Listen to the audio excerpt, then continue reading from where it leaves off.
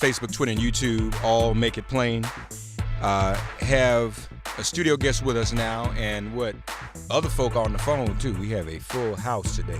We're going to learn all about Democracy Forward and what they are involved in. First of all, I want to introduce all of our very special guests. First of all, in studio with me, the press secretary for democracyforward.org, Charisma Troiano. Yes. Am I pronouncing that correctly? You are. All right, wonderful. Glad to have you. Welcome. Thank you so much. Thanks for having us. Pleasure to have you. On the phone, Senior Counsel Robin Thurston. Robin, good morning. Wait a minute, make sure I got your phone up. Do we have Robin? Yeah, okay. Good morning. Okay, we got Robin. Good morning to you. How are you this morning? I'm doing great. How are you? I'm just fine. And also Sky Perryman. Sky, good morning to you.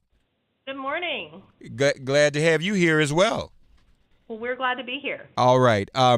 Charisma, yes. Since you're right here next to me, let's start with you. Tell us all about Democracy Forward and what it is. Yeah, so Democracy Forward is a new, but not that new, organization that was designed and created to essentially scrutinize executive action, not only from the executive branch, but also looking at actions that's going on the agency level. So what we are doing and what we are seeing is that there are a number of ways in which this administration is actively rolling back policies and crucial protections in a way that is oftentimes unlawful and almost every time harmful to your everyday Americans. And so what we do at Democracy Forward is with a great team of litigators like Sky and Robin, as well as policy analysts and legal analysts, we really do kind of scrutinize and look across all policy areas what the administration is doing, what rules, regulations, and rollbacks they're trying to implement, and how they're doing it, highlighting those instances and making sure that we challenge anything that's going on that's being done in an illegal and improper way. Robin, you all have actually filed at least, is it 2 suits against the administration? Is that accurate?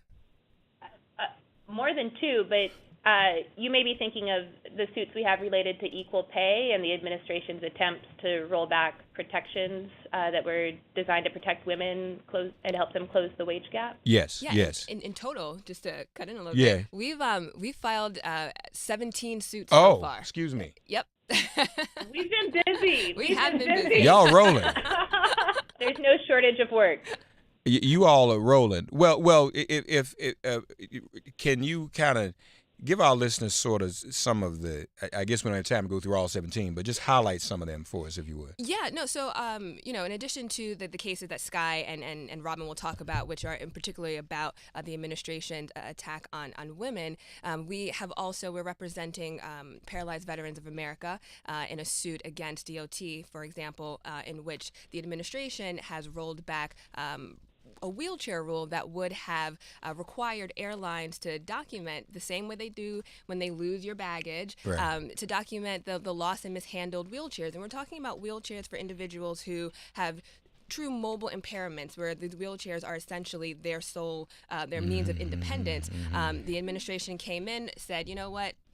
That information, we're not gonna let airlines be required to document that. We're now suing the administration on that as an unlawful rollback. They did not allow for the public to provide any sort of comment on this. They didn't even give any notice to groups like Paralyzed Veterans of America, who had fought very hard and advocated for this rule. So that's one example of an attempt or an action that this administration is doing that's not only illegal but also impacting Americans. And one case that we're working to fight to reinstate that rule. That's we also have a case against the Pence Kobach Voter Commission as violating the Privacy Act and collecting data on millions of American voters, which is really an unprecedented move, and we think a very dangerous and unlawful move. We have some other cases as well. Mm-hmm. So, and this is all very, very important. Folks, I'm actually on the website now. If you're watching us on social media, you can see some of the work that they're doing, democracyforward.org. Sky, talk to us, though, about, there's a couple of cases that impact women specifically. Can you talk to us about those, Sky? Yes. Robin and I both have been working very hard because women are really at the bottom of the Trump administration's agenda, and we've seen this in many ways. One project I'm working on is a project to uncover why the Trump administration has unlawfully cut 80 teen pregnancy prevention program grants that were in the middle of their programs. These were grants for evidence-based programs that study and work to prevent teen pregnancy in communities. You all may not know this because I learned it as I was looking into the issue, but even though teen pregnancy rates are at significant lows, still 1 in 4 teenage girls will become pregnant before the age of 20. And only about 38% of women who bear children during their teen years receive a high school diploma. And so it's really important that the country continue to study teen pregnancy prevention and approaches that work. And that's what the government had been doing and had provided grant funding for 80 grantees that were studying this, adopting evidence-based policies. The administration came in and abruptly cut the programs mid-program. And they didn't provide sufficient explanation. They sort of at one point said, well, it's a change in policy priorities. At another point, they said other things. And, we were looking at the issue and said, well, we want to know more. And so we filed a Freedom of Information Act request to uncover documents at the Department of Health and Human Services about why this happened and the role that Trump administration appointees, like a woman named Valerie Huber, who is known as an anti-evidence, sort of evidence-based policy individual who has now been appointed at HHS to uncover what her role was in the decision-making. And the deadline to provide the documents passed, and we got no documents, and we called, and we tried to, press the agency to give us documents, and at one point we were told they had some documents that, that were responsive to our request, and that we would be getting them, and then we never got them, and then they said, well, we have the documents, but the front office, the political appointee needs to review them before they're released. And then we never heard from them again. And so we brought suit a few weeks ago against the administration in order to uncover these documents and to learn more about what they're doing and why they're jeopardizing these evidence-based programs that are effective and that are helping women and children and communities throughout the country. So that's just one example. Robin's been working on a really interesting project also. Robin, tell us about your case as well. Is that the equal pay matter? Yeah, that's right. And I'm sure that you and your listeners know the often cited figure that women earn 80 cents on the dollar compared to men. But to break that out even further, the number is a lot worse for women of color. Black and Latina women make 63 cents or 54 cents respectively on the dollar. And what that means is that over the course of working women's lifetimes, that the difference in total pay over the course of their careers can be upwards of $1 million, and that really hurts not just the women but the families that they support. And so the last administration had engaged in a years-long effort to determine how to give women and the government tools to close the wage gap and to bring women, and especially women of color, to pay equity. They determined that an effective way to do so would be to require companies with 100 or more employees to report information that they already have, basic W-2 tax information, on women, on all of their employees based on their job categories and broken out by race, gender, and ethnicity. This is a modest expansion of a tool that the government has been using since the Civil Rights Act was passed in the late 60s.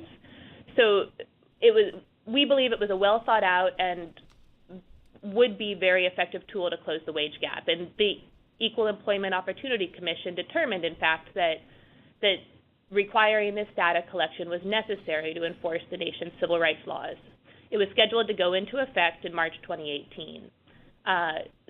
The Trump administration, without any public process or opportunity for public comment, in August issued a memo, which, I kid you not, was just over a page long, explaining that they were going to halt the collection of data for an indefinite period because they were concerned it lacked any practical utility. And it's our view that, and we think this is pretty plain, they don't have the legal authority to do so based on the authority they cited. Even if they did, they certainly didn't provide the required explanation that would be necessary to halt such a significant government undertaking. And so in conjunction with the National Women's Law Center and LACLA, Latino Labor Council, we sued to reverse this decision by the administration.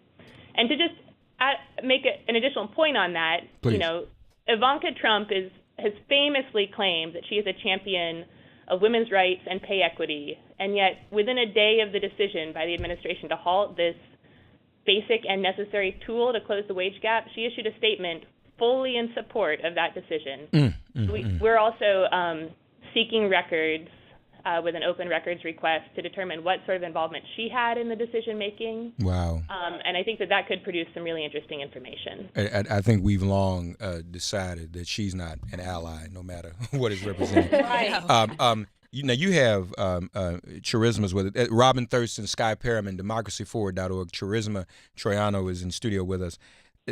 You have something right here on your iPad, sexual assault in the Trump administration, because that's we would just spend the past 2 hours talking about that. Tell us about what you all are doing with regards to that. So what we're seeing in this administration is essentially a pattern to silence women, and it's from dismissing accounts of sexual assault or harassment that's lodged against accused pedophiles like Roy Moore, or the ones that are lodged against our sitting president, Trump. We're just, our policy analysts have uncovered a number of instances in which the administration has, in their policy capabilities, been rolling back protections that help sexual assault survivors. For example, the administration has removed preparations for a rule that the prior administration was beginning to craft that would have worked to prevent workplace violence in the healthcare industry for women who are nurses, who are doctors, who tend to be in these positions that are open and rife for opportunity for such kind of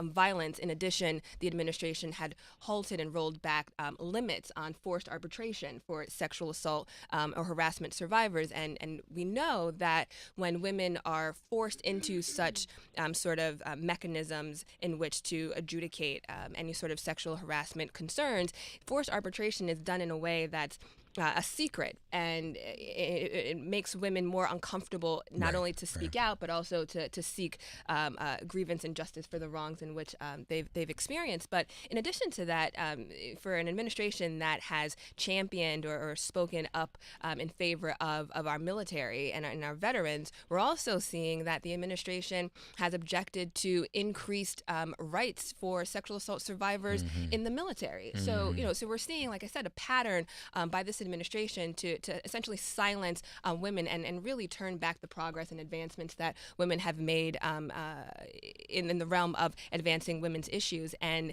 I know that Robin had mentioned, and you as well, Mark, Ivanka's role. And if we even look to the debate that we're having today about the tax bill and the tax bill that's being pushed by the administration, by Ivanka Trump, this tax bill is also another way in which the administration is promoting efforts that harm women. Ivanka Trump had spoken out that she'd be in favor, for example, of the child tax credit. There's no expansion of the child tax credit in the current iteration of the tax bill. Right. Another instance is family paid leave. Again, there's no expanded protections for that. In fact, the only sort of leeway that this tax bill allows is for small tax credits for certain employers that voluntarily allow for paid family leave. And it kind of goes on from there. So we are seeing this administration on multiple fronts, both in cases that our lawyers are working in the courts to push back, but also in the policy realm as well. And I think, I'm sorry, because we're just about out of time. As a matter of fact, folks, what we're going to do is we're going to leave the radio, Sirius XM Progress. Thank you all. Have a great weekend. Those who want to continue the conversation, join us on social media, Twitter, Facebook, and YouTube. We're on now. Make it plain, because I just wanted to do a follow-up. Was that you or Sky? Was that Sky or you, Robin, and wanted to make another comment, please? I was just going to say, listening to all this can make folks, quite depressed, and it's hard to listen to it. But the hope we have is, we're women and we're fighting back, and our organization is filled with great people fighting back, and so we do have hope, and we just continue to push. Well, now, wait a minute. You say you're women and you're fight. So is Democracy Forward exclusively a women's organization? No. It is not. We have But great you all are guys. just, the three of you are just women, it could be. That's fine. I don't have a problem with that if it is. And I'm glad you are fighting back. And I think what you just laid out, Charisma, in terms of sexual assault in the Trump administration, some of those policies, because what's in the popular media is just, individual names and politicians. And, when I spoke at the Women's Convention, I said, we have to be careful that we're not just dealing with a sexual assault scorecard. Right. There's policy related to this. And so what's not being reported on, as Charisma just laid out, is the policy that will continue to enable this behavior. Exactly. And that is important and must be exposed. So, ladies and gentlemen, I'm going to encourage you, as our time elapses, go to democracyforward.org, get up to speed on everything, and I'm definitely going to continue to inform you about this, because people need to understand it's not just now he's going down. He's not going to go to Alabama. He's going to go to a city that borders that neighbors Alabama. Mobile, that shares the same television market, TV market, and campaign for Roy Moore. Now, he can pretend like he's arm's length from Roy Moore, but what you just laid out is that the administration is promoting policy that still enables sexual harassment, misconduct in the workplace, and also is attacking equal pay for women, and also is attacking some of the measures that we need to minimize teen pregnancy. So you can go, outside Mobile if you want to, but Democracy Forward got you. We do. And I got you too. So it's on, and I want to thank Sky and Robin, Sky Perriman, Robin Thurston. Thank you both. We got to do this again. Let's not make this the last time, so people can know this. Folks, share this with your friends on social media as well. Charisma, thank you for coming in studio. Thank you so much. You get brownie points for being right here in studio. That's good. It's good. I love it when people come in New York. It's New York early in the morning, but this is very, very important. We need to continue to expose this. Attorneys, I just want you to know we do Friday morning fights in our second hour. So one of my questions this morning was, should Mueller expand his probe to include investigating sexual assault allegations against Donald Trump? And the majority, it's on that poll's on Twitter right now. I think it's like 90% agree. But why not? I mean, because in this climate, knowing that what we're dealing with, to expect every other politician to be held accountable and not him doesn't make any sense. And obviously, Democracy Forward is also doing that by dealing with the policy implementations and policy rollbacks that the Trump administration is carrying out. So, folks, read all about all of that. democracyforward.org. Please check them out. Good to talk to all three of you, okay? Thank you so much. Great speaking with you. Great. All right, and let's keep in touch. We'll definitely have you back. All right, if all minds are clear. Have a great weekend, everybody. It has been